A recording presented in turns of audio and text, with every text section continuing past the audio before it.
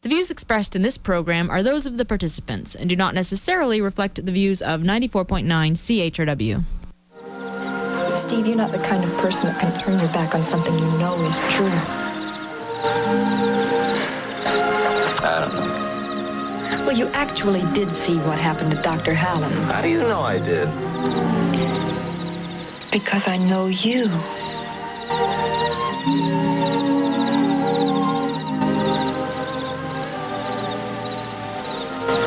Okay. Well, now what do we do? How do you get people to protect themselves from something they don't believe in? Well, you keep trying and hoping you can find some sort of proof that'll convince them. Okay. I mean, I don't like it much. But I guess the only way you can find that is to go out and look for it.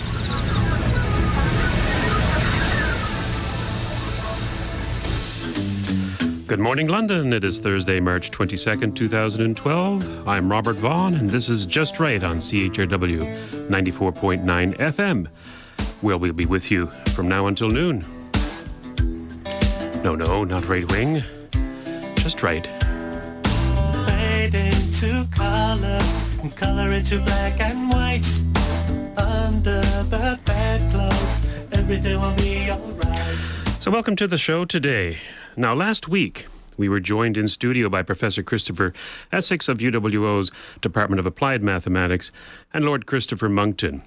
And today, we are going to depart from our usual format, once again, as we've done this before in the past, in order that I may present an interview I had with Lord Monckton earlier this week. Lord Monckton's public notoriety, of course, is as a preeminent climate change critic, traveling the world presenting his analysis of the evidence and data refuting the claims of the United Nations International Panel on Climate Change, the IPCC. Last week, we discovered that he is much more: a journalist, entrepreneur, policy advisor to Prime Minister Margaret Thatcher, classical architect, mathematician, and inventor. He's also been called a polymath. Now, the purpose of my interview was to delve deeper into the puzzle that is Lord Monckton and find out what motivates him, who were his intellectual influences, how does his education differ from the education people receive today, how has journalism changed over the past 40 years, does he have a solution to the Islamification of the West? I also discover that his several accomplishments are due to the productive effort, genius, and luck, and not as a result of his aristocratic heritage. Here's my interview with Christopher Monckton. Now, in many ways, as a climate change critic, skeptic, you're faced with an insurmountable, almost insurmountable, opposition. There's a lot of them. And it's like swimming against the tide. What is your motivation for taking on that particular issue? When did you first start and why?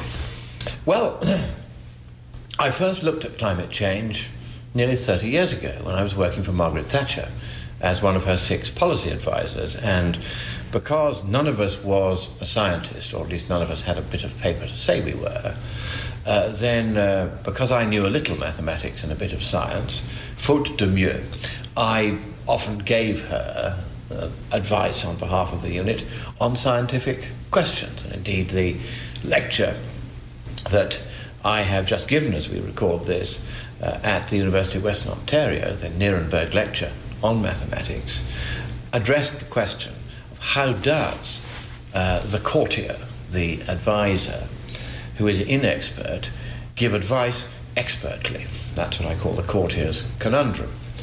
And so my background on this climate question began then. And at that time, this was, as I say, about 30 years ago, my advice to the Prime Minister, the scientific community was beginning to say, we have a problem and we need to look at it.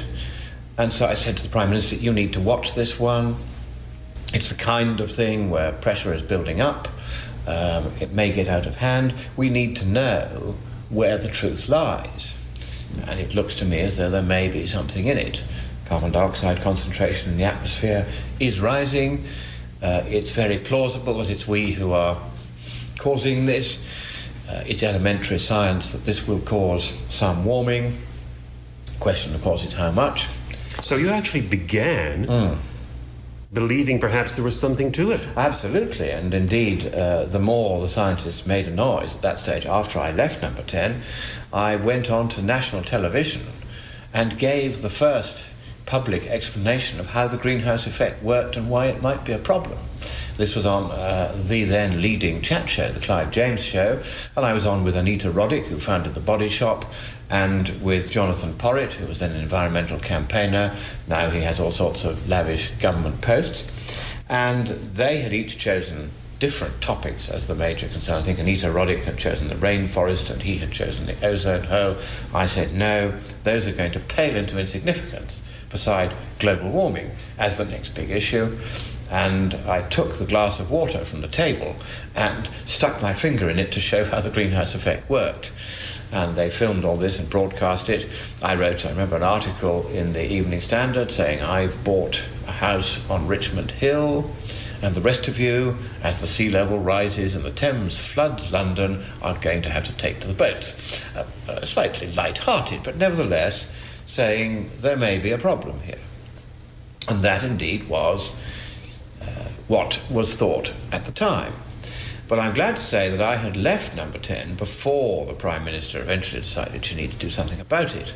And it was 2 years after I left that my successor there, George Guise, went to Chequers with her, that's her country house just outside London, to write the speech to the Royal Society that she gave, announcing that she was going to provide funding for what became the Hadley Centre, whose task was to find out whether there was a problem about global warming, and if so, what to do about it. And they, of course, have now become cheerleaders for what one might call the frenetic or climate extremist or alarmist, or I sometimes call it the Marxist point of view, because it's astonishing how the hard left and the environmentalists have come together in recent years and now stand together on this. So George Guise was sitting there with Margaret in Chequers, bitterly cold October weekend, and they were throwing logs on the fire to try and keep themselves warm,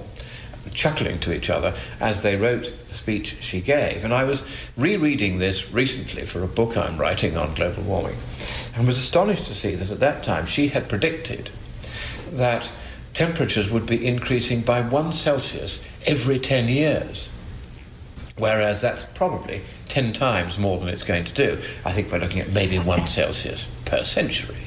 Certainly that's how much it's been, or equivalent, over the last 50 or 60 years. I don't think it's going to accelerate very much from that, even with China and India and eventually even Africa beginning to produce much more in the way of carbon dioxide emissions. I think there is a limit to the rate at which the climate is likely to warm up. But that was what she said then.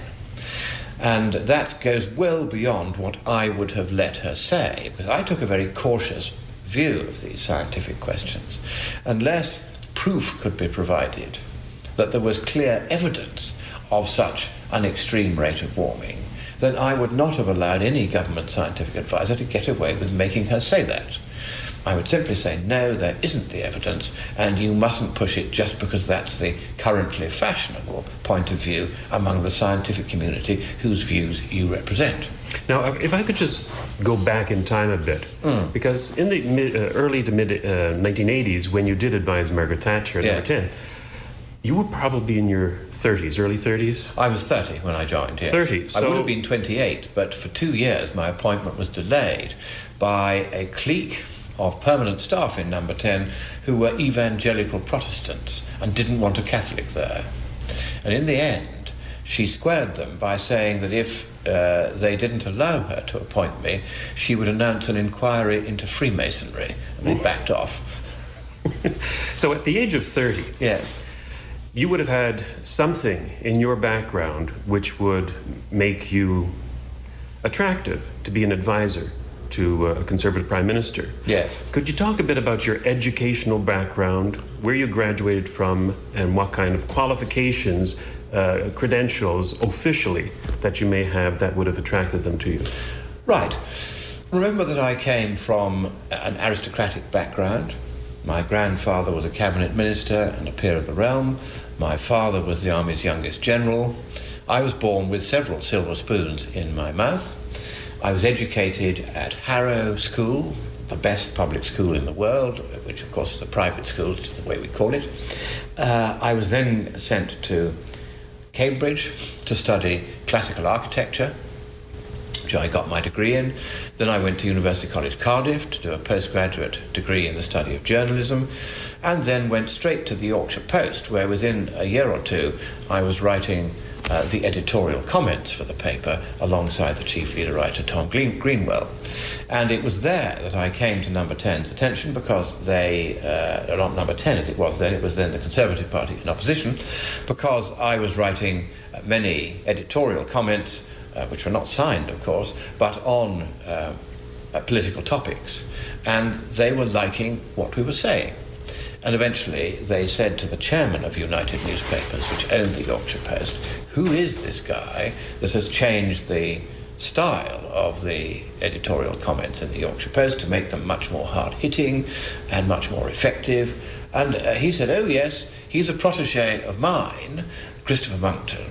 And so I was invited down to London for interview with the very senior PR executive who ran the Conservatives' press office, and they then invited me down to Conservative Central Office to work in the press office for a year, during which time I made many contacts, and the crucial one, I think, was Sir Alfred Sherman, who was the Director of Studies at the Centre for Policy Studies, which was a think tank founded by Margaret Thatcher and Sir Keith Joseph, while Edward Heath was still leader of the party, and he was way on the left, and Thatcher and Keith Joseph, like me, were somewhere to the right of Genghis Khan. And so they founded this institute, which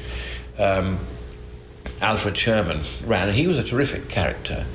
And he invited me to see him. He had seen one or two speeches I had drafted for MPs and had liked the style. Again, he said, who's doing this? And so I was invited over to see him at his basement office in the little house in Westminster, which was the Institute's headquarters. And I went downstairs, and he said, we just talked of this and that, because he was sizing me up a bit.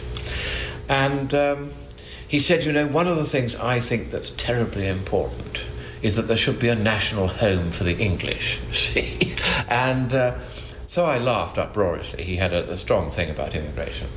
And I said, you know, you're absolutely right. I think we've got to start by sending all the Jews back where they came from. He, of course, was a Jew, and he could see I was joking. He laughed uproariously and ordered cake. And that joke was probably what got me into Number 10. Because the moment he ordered cake, this was a mark of the very highest favour. And so he and I became fast friends. He's merry in heaven now, but...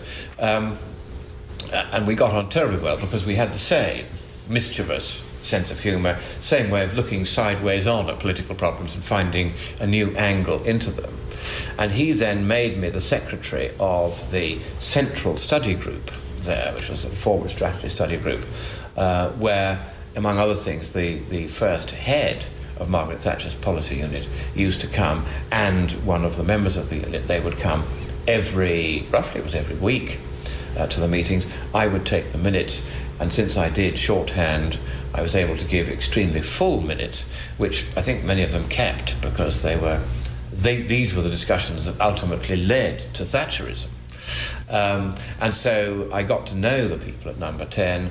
They immediately tried to get me in when she took office as Prime Minister, and that didn't happen straight away because various people didn't want it to happen, but eventually she got her way and I was invited in. Well, what's interesting is that she invited you in, or at least you were brought to the attention of the Conservative policy people, not because of who you were, because the articles were anonymous. That's right. But because of what you said. Exactly. Right, so a lot of people may think that your aristocratic background got you this in, when in fact it was actually your ideas and how you expressed them. It was my natural genius and ability. There you go. Yes. Or something. But no, of course, in all these things, there is luck. Of course there is. Of course, yes. And if you look at the chain of circumstances that got me to Number 10, it's a series of lucky breaks. Well, No. and so I know the old Latin saying is faber quisque fortunae sui, everyone is the engineer of his own fortune, but I think I have been lucky beyond what most people would have a right to expect. To go back to your education, was there any particular professor who may have been your mentor or advisor or somebody that you looked up to, who influenced you? Well, I was at Churchill College, Cambridge, which was a very left-wing college, and my tutor there, who was the vice-master of the college, was a bit of a horror. So I didn't get much of use from him. It was always slightly daggers drawn between us. But I think of all the various professors I worked with, Professor Hugh Plummer was a very great man. He was the professor of classical archaeology and gave me my love in particular of classical architecture, and also taught me some of my earliest proper mathematics. I begin to realize how influential it was in shaping how the world worked. And so that's where I got mathematics from. And as for politics, that began at Cambridge, but it began really at the Cambridge Union. And that was the debating society, the oldest, I think one of the oldest university debating societies in the world, certainly a lot older than the Oxford Union.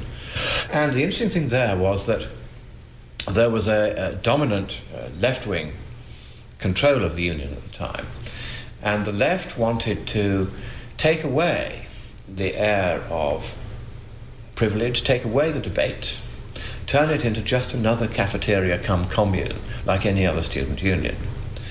And I was against this, and I managed to discover that there was an Act of Parliament that protected institutions of this kind, and that the Cambridge Union had been set up under that Act of Parliament, so that the members had to be consulted in referenda of all the members who had ever been members, as well as who were still members.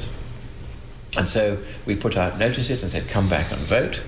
And in that vote, they only got a bare majority of 27 votes out of several thousand votes cast. They needed a two-thirds majority, and they needed to do it again a month later, which they clearly weren't going to succeed in doing. So the project failed. And that did two things. One, it taught me that it doesn't matter that you're in the minority, and it doesn't matter what the politics are. In the end, it's the facts that matter.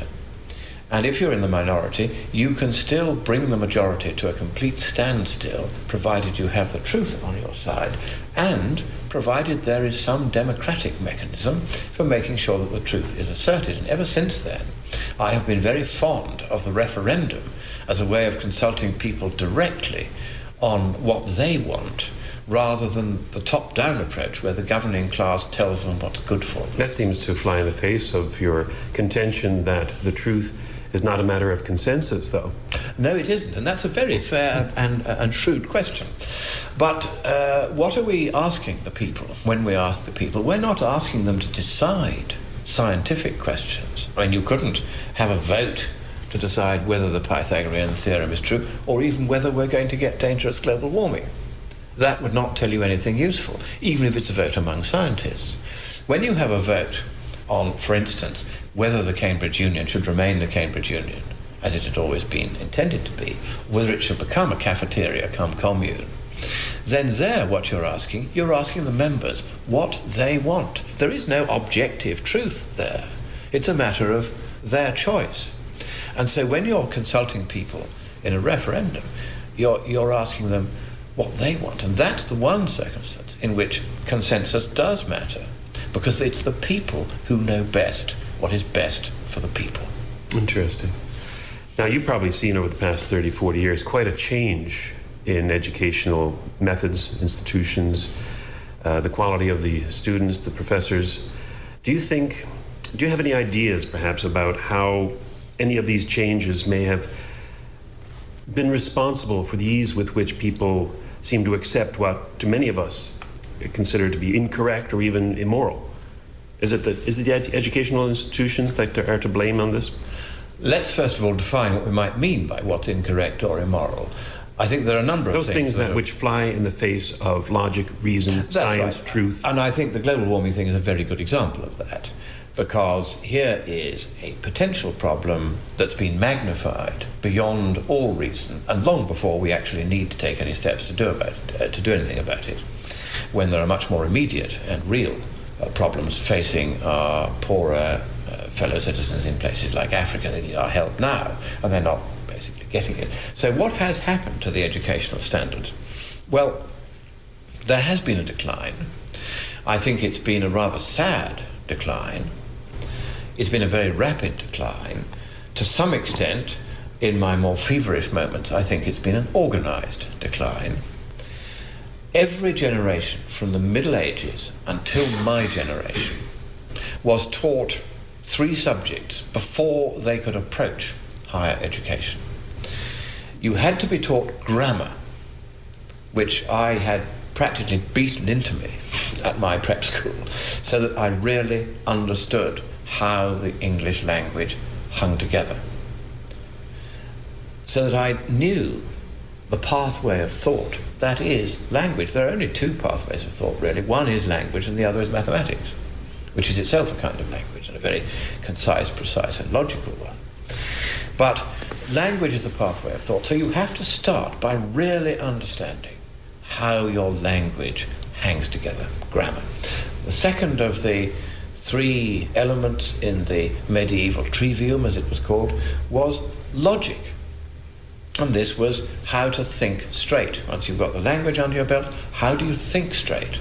How do you think in a way, in such a way that you start an argument with a series of declarative statements or premises, and do those premises validly entail the conclusion of your argument? That's what logic is all about. And then, of course, if the premises are true and they validly entail the conclusion of the argument, then the argument itself is sound because its conclusion must be true. And I was taught logic. Everybody was. That was part of what you did before you went to university. And the third element in the medieval trivium, which was taught all the way from the Middle Ages until my generation, but not thereafter, was rhetoric. Once you have done your language and you've understood that, and you've done your logic and you've understood that, then how do you express yourself using your language in a logical fashion, but in a way which is going to commend your argument to those to whom you're addressing it? And this is not just in speech. It might be in an essay, it might be in a book, it might be in a newspaper article, it might be in a leading article, it might be in a sonnet. We were taught all these things. How to express yourself once you have had the necessary training in what it is you're trying to say, to make sure that you say it elegantly and straight. Do you think it's fair to say that once you've learned those 3 elemental pieces of knowledge and skills, that a person can, with such a classical education, go on to be anything they want to be? Well, let me tell you a little story about that. Yes, when Harold Macmillan went up to Oxford to study the classics, of course he too, by that stage, had already studied grammar and logic and rhetoric. His tutor said to him, "You're here for 4 years, it's a long course at Oxford, it's 3 years at Cambridge, but they take longer to learn this stuff at Oxford, so it's 4 years there." And so his tutor said to him, "You will spend 4 years studying matters which are going to serve you with no usefulness at all in your future life. They have no value whatsoever, vocationally speaking, except in one respect," he said, "you will recognize rot when you hear it."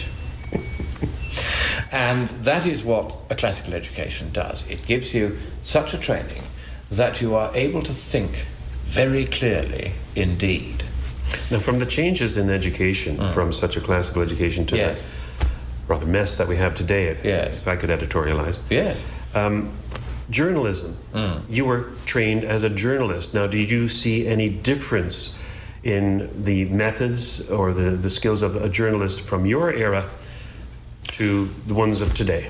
a huge change. First of all, when you mention a journalist of my era, you begin to remind me that age is creeping up on me. But yes, there's been an enormous change. And I think we need to go back to that medieval trivium just for a moment to illustrate how important this change that's happened is.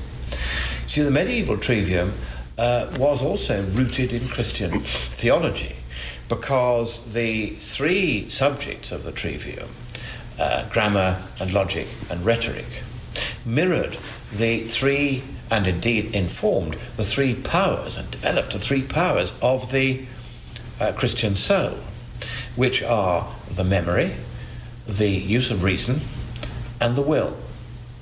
And there's parallels between the three. They're quite obvious. I don't need to describe them further. In other words, education was regarded as something which had a moral purpose, so that one could learn to think in a moral way, that thinking and speaking truly had a moral value. It was something that was not just expedient or convenient or profitable to do.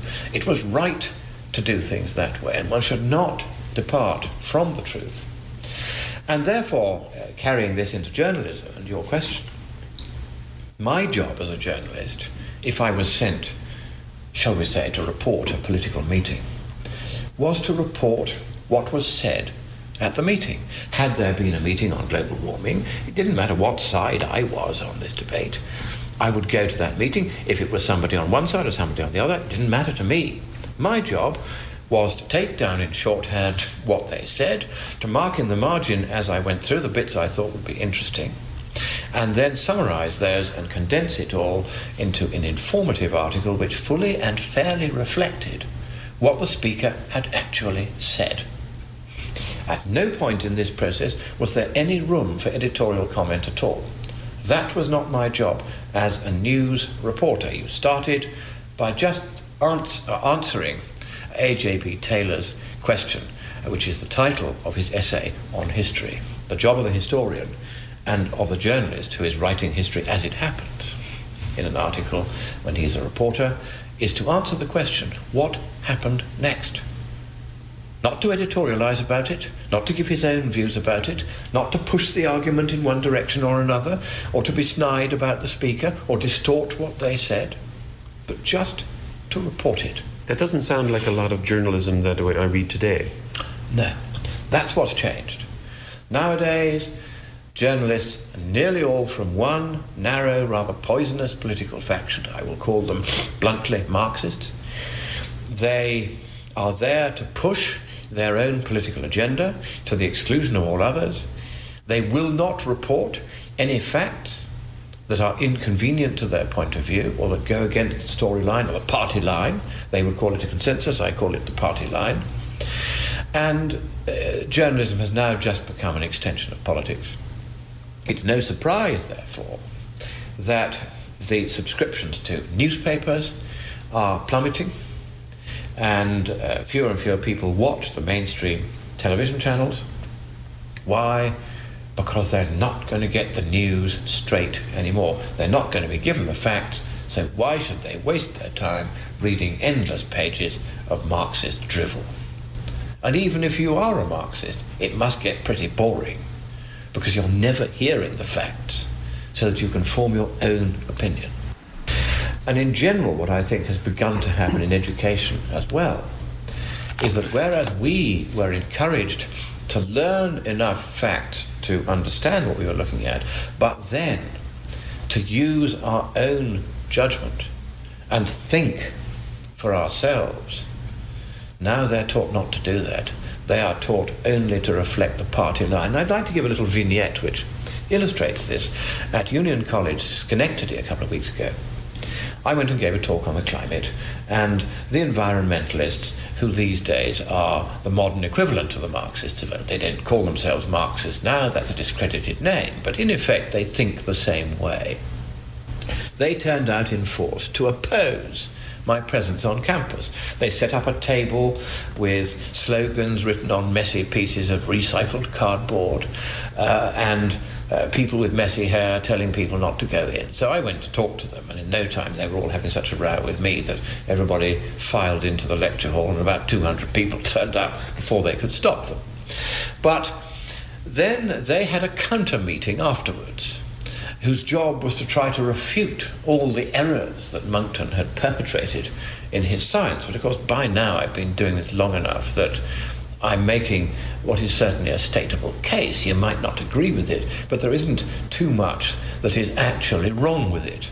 So they were finding it fairly hard to do this. They were just reasserting the usual stuff that you hear from that side of the case. But I went and sat in the front row, since they'd come and listened to my lecture and had asked questions. I thought, well, I'll go and do them the favour of returning the compliment and hear what the other side has to say. And at one point in my talk, I had shown a slide of the graph that leads to the principal conclusion in the IPCC's 2007 report. This graph purports to show that in the last 160 years, the rate of global warming has not just carried on in a straight line, it's been accelerating. And that this acceleration is our fault. And they say this at least twice in the IPCC's 2007 report. And the way they get this result is by choosing very carefully the start points of 4 different trend lines that all end in the present. And they show that the most recently starting trend lines are steeper than the ones that came before. And therefore, they say, this illustrates that the warming rate is accelerating. Well, now, this is a well-known and very bogus statistical technique. I say it's well-known among statisticians.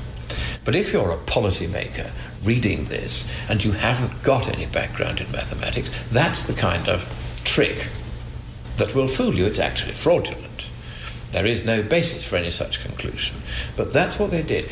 So I demonstrated in my talk, really quite compellingly, that this was a trick by applying exactly the same technique to a sine wave whose trend by definition is 0, and showing that I could, depending on which segment of the sine wave I took, I could then choose my trend lines very carefully and show that the sine wave in fact was exhibiting an accelerating downtrend, or if I shifted the whole thing half a cycle, then I could show that the sine wave was exhibiting a rapidly accelerating uptrend. And that shows the technique is bogus, because I'm using the same technique on the same data where we know what the trend is. And we get opposite results, both of which conflict with the real trend. So I've shown them all this. And it's really not difficult. You do not need to be Einstein to understand, once you've seen that demonstration, that that graph in the IPCC's 2007 report is bogus. So towards the end of their meeting, somehow the topic of this graph came up. I can't remember quite how. And I said, well, that is an example of something which the IPCC got wrong. And it's simply not sensible. There were 4 professors and several PhDs, they're all saying the IPCC is perfect and wonderful. I said, if you do not deal with the fact that over and over again they bend the evidence and data in this way, then you're not going to appear credible as the science gradually collapses. People are going to go back and say, well, why were all the professors teaching this wall to wall without the caveats, without showing where the IPCC is getting things wrong? And so the professor then snapped and said, right, I want everyone in this class to put their hand up if they agree with me that the IPCC got that graph right. And 2/3 of the hands in that class went up, even though they had seen that this graph was wrong, and they knew that the graph was wrong. So I said, right, hands up, all those of you who've just put your hand up, who are statisticians. One hand began to go up, stopped halfway, and came back down again, because the guy suddenly realized that if he admitted he was a statistician, he had no excuse for having put his hand up to agree with a graph that he knew he was wrong. And you could see this thought process going in his mind, and he brought his hand back down again. And then one of the students said, but then are you a statistician? I said, well, first of all, frankly, you don't need to be once you've seen the demonstration I've just given you. However, I said, I have learnt to be careful. And I anonymized the data that underlay this graph. And I sent it to a statistician. And I said, I want you to look at this anonymized data and tell me whether I can draw the following conclusions by taking the trend lines on the following periods. And the answer, of course, came back, no, Of course you can't, because you can choose trend lines on different periods and get the same data to give you a precisely opposite result. So I then said to that class, I said, first of all, Professor, you shouldn't have done that. And to the rest of the class I said, don't you ever do that again. Don't you ever vote against what you know not to be true. Don't you ever vote that it is true when you know it isn't.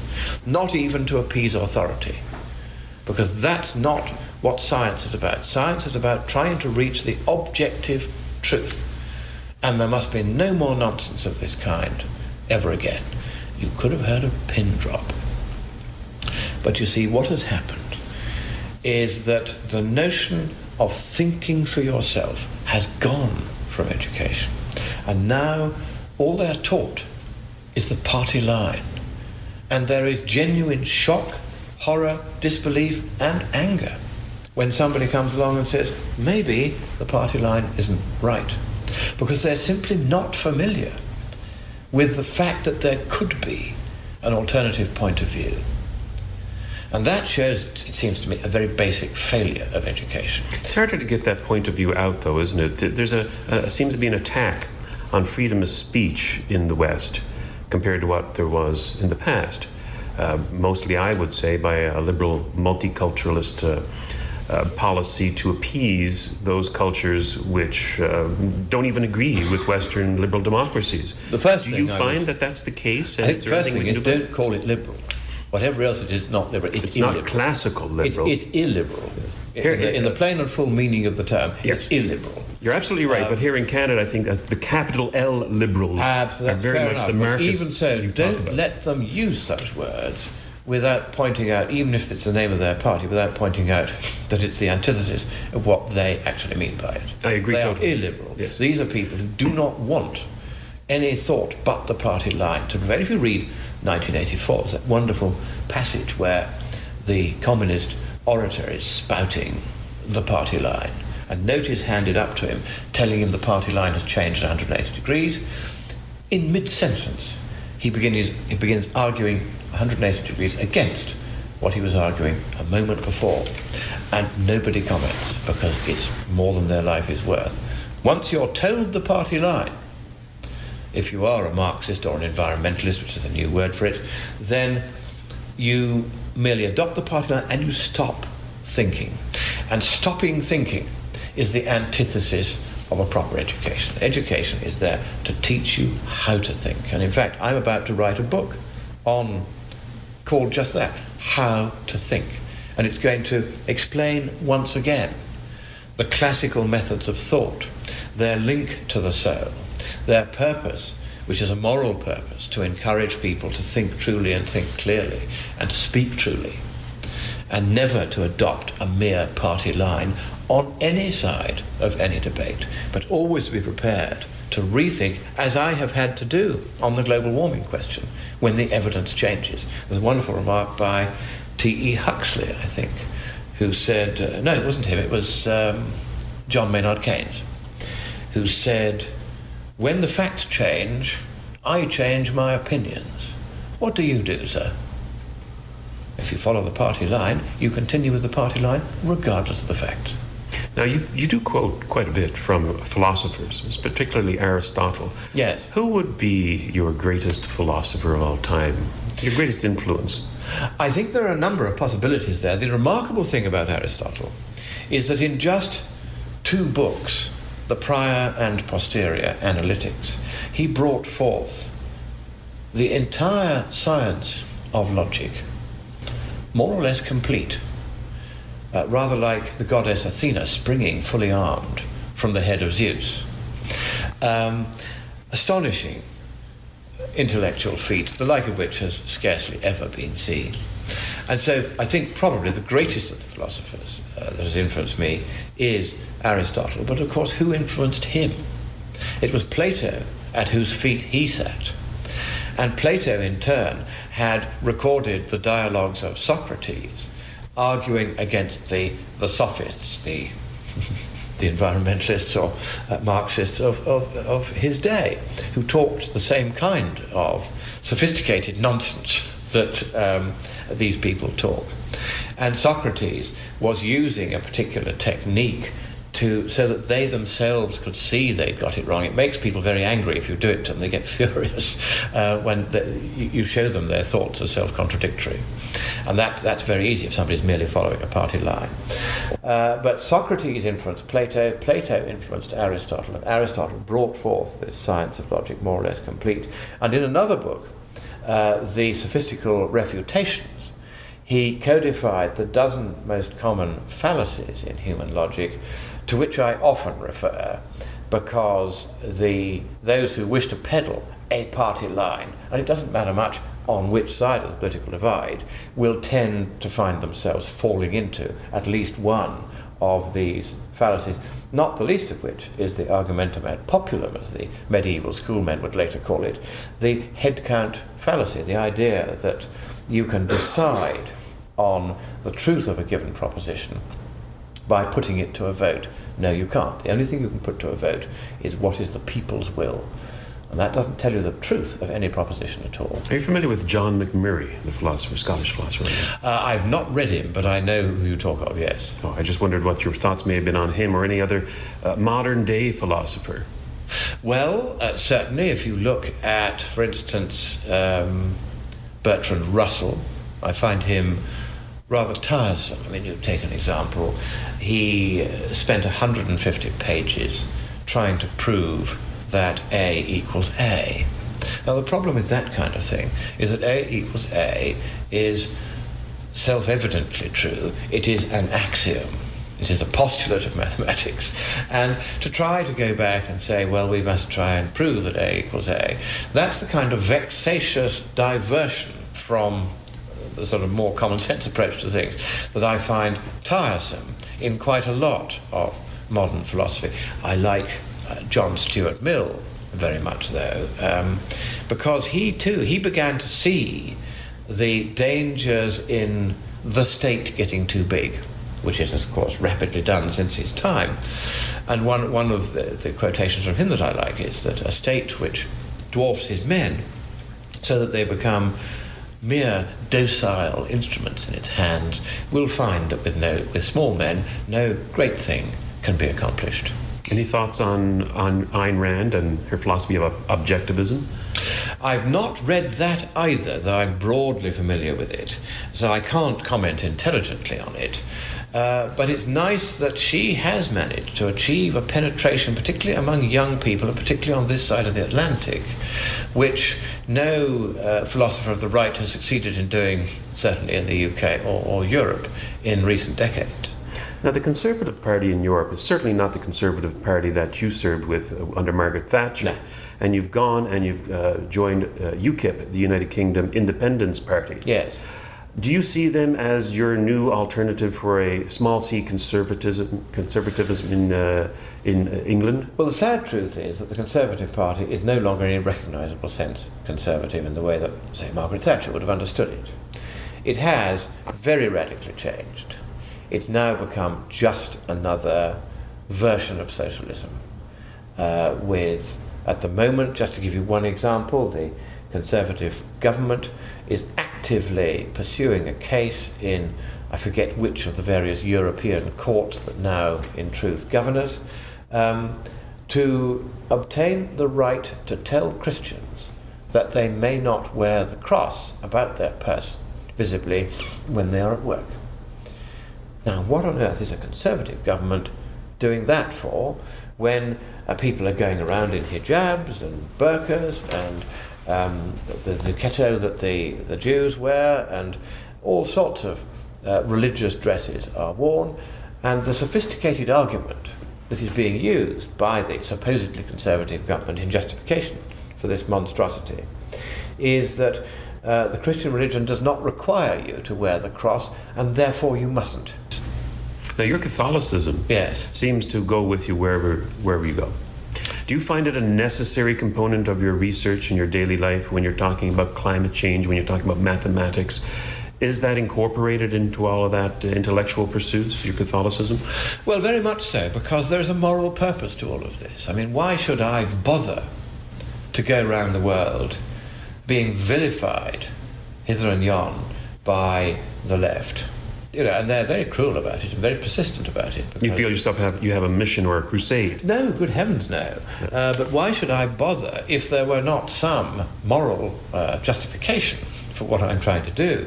No, it isn't a crusade. If people ask me to come and give a talk, I will come and give a talk.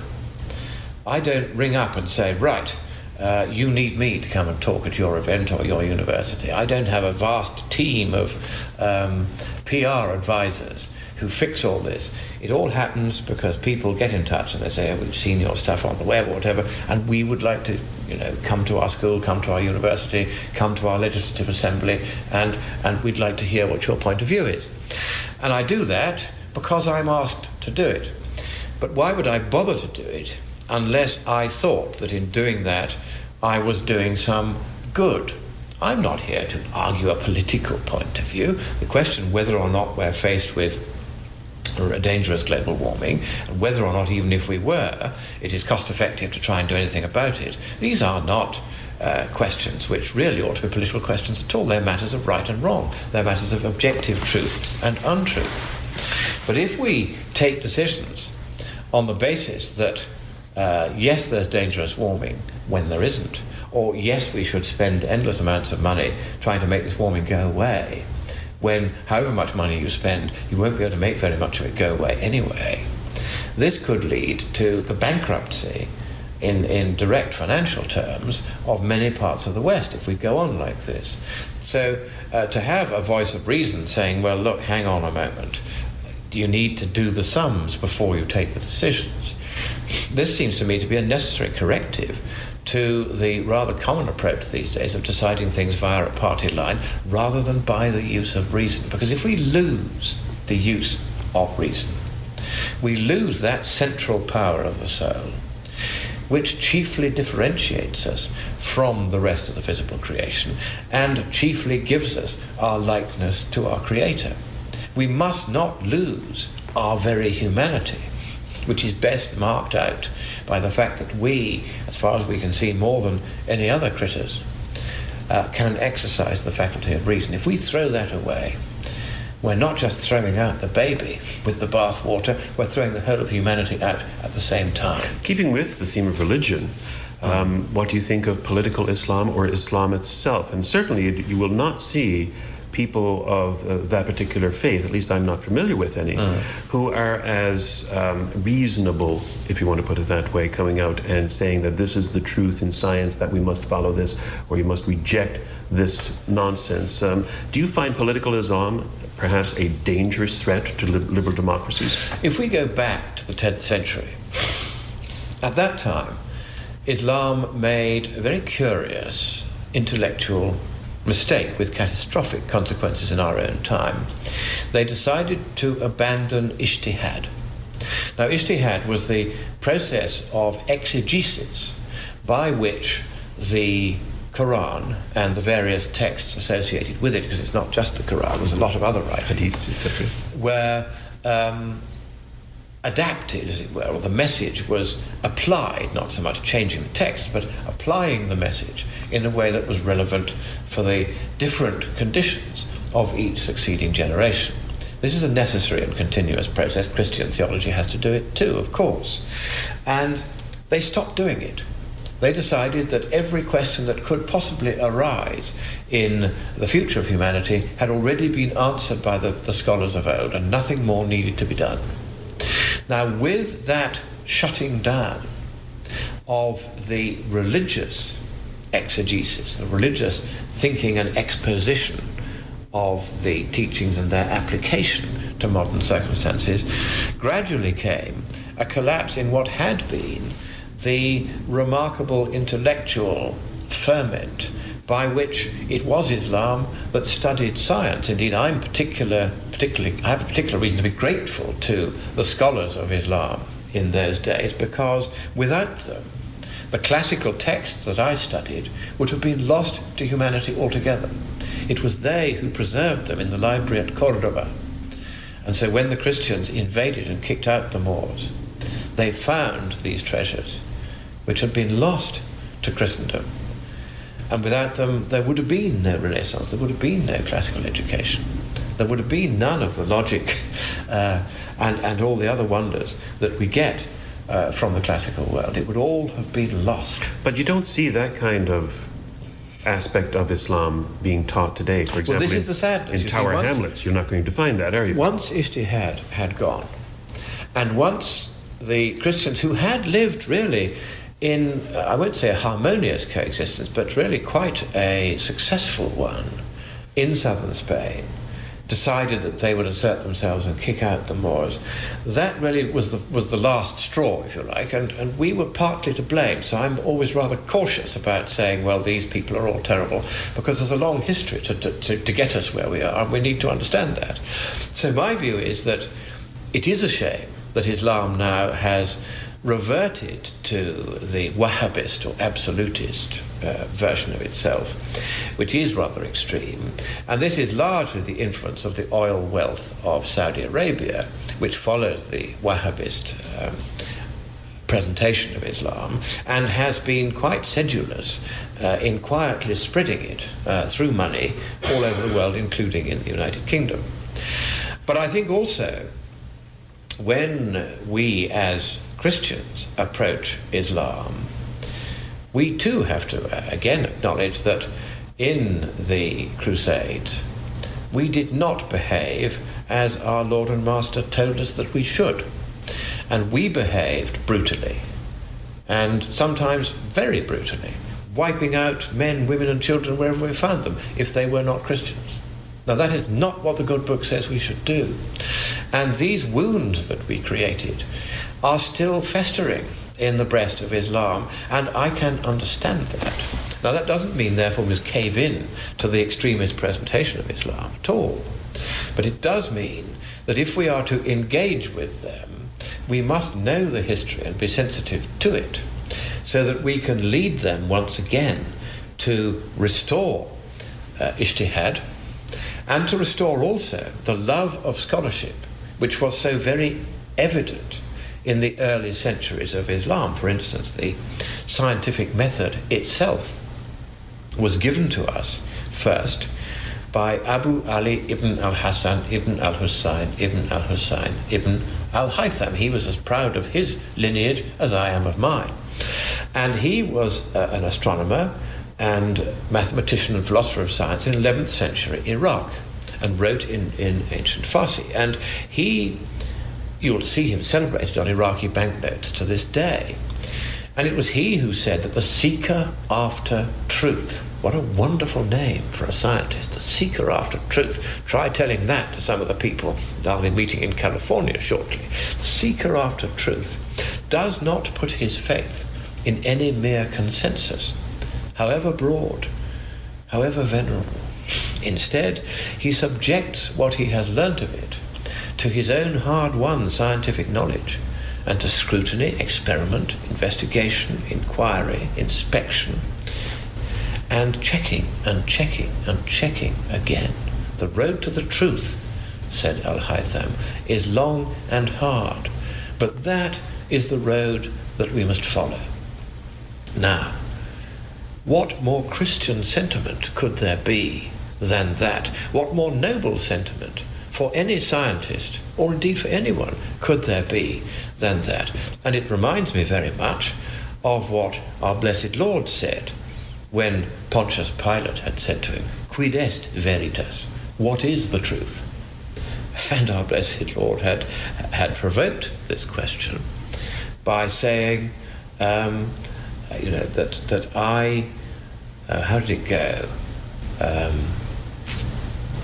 For this was I born, that's right. Unto this came I into the world, that I should bear witness to the truth. So you can see that in early Islam, as in Christianity even to this day, the search for the truth, whether it be the truth of religion, which is found through faith and through theologians meditating upon the faith that we're given, or whether through science, which is done through reason and through investigation, exactly as Al-Haytham described.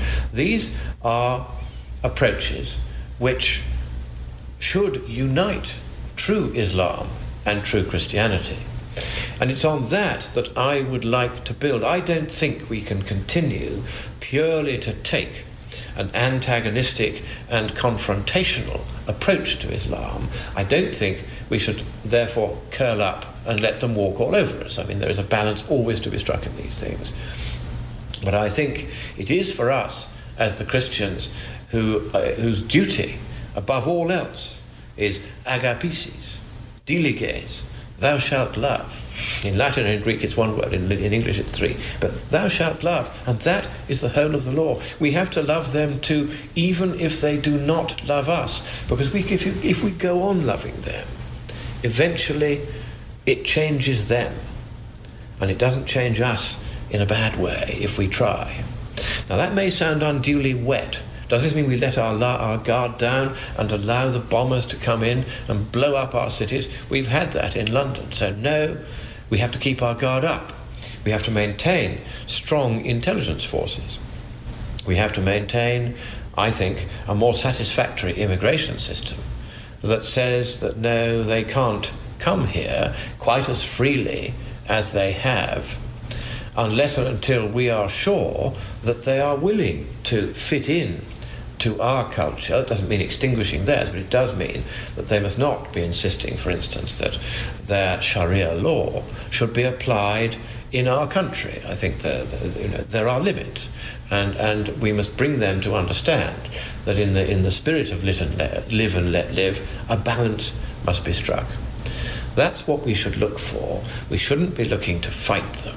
We should be looking to accommodate them, but without selling our souls in the process. Lord Christopher Monckton, thank you very much. And thank you. And that was Lord Christopher Monckton, who I interviewed here in London on Tuesday. Next week, Bob Metz and I will continue our discussion of Christopher Monckton and will air exclusive audio from his luncheon with supporters at the International Free Press Society, his talk at the annual Nuremberg Lecture here at UWO, and the solution to the sphere and the cylinder puzzle he challenged us with last week. So, until then, you know what to do. Stay right, think right, and be right back here next week. Fade into color, and color into black and white. Under the bedclothes,